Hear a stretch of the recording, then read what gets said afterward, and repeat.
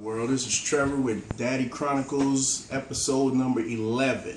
Today is March 6, 2015.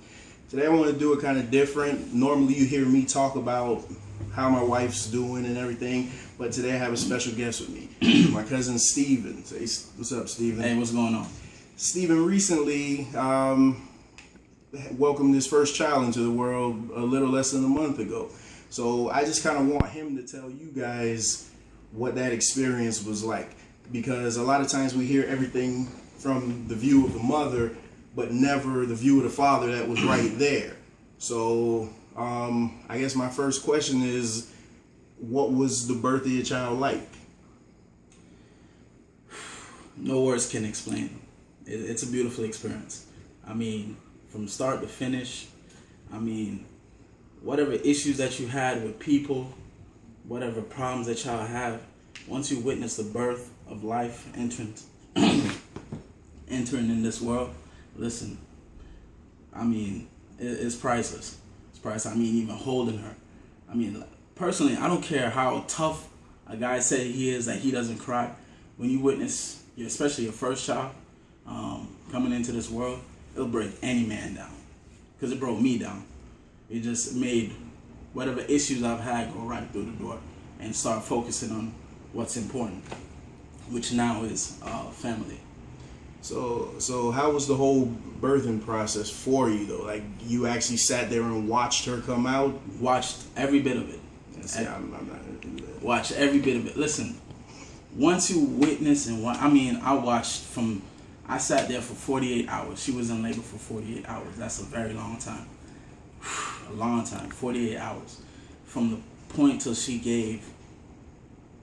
I saw her head poking out, till the water broke. And then after witnessing the water broke, and watching the baby come out, watching the placenta being taken out, all the blood, everything, I witnessed everything. So witnessing everything allows you to appreciate it more. And when you appreciate more, now you will have a different level of respect for women. Because let me tell you something, I don't think I can carry a baby for 10 months, deal with those contractions, and on top of that, push out.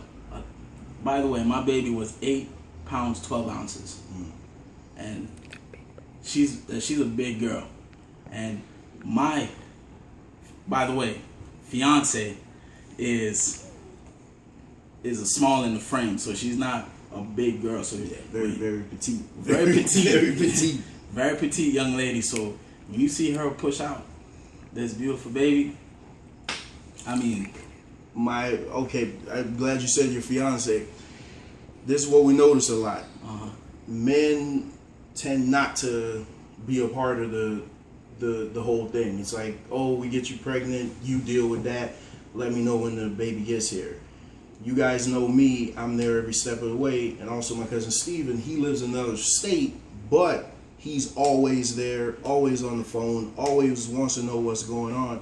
So in that regard, how does it make, now how does Simone having your baby make you look at her now?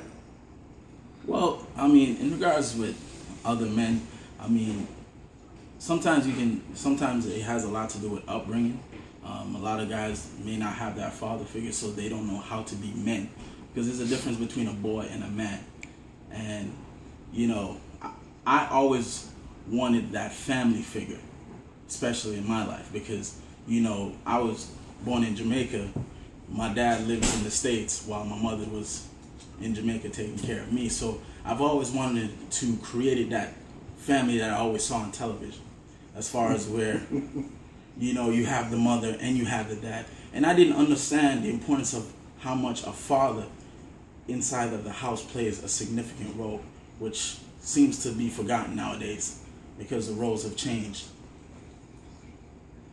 So I mean, that's why it's so important to me. So and as far as looking at her, I mean, I look at her twice as much now. I mean, I appreciate her even more, because again, to carry such a beautiful life into this world, and then being able to nurture, and then still getting up every day. Because trust me, the hardest part is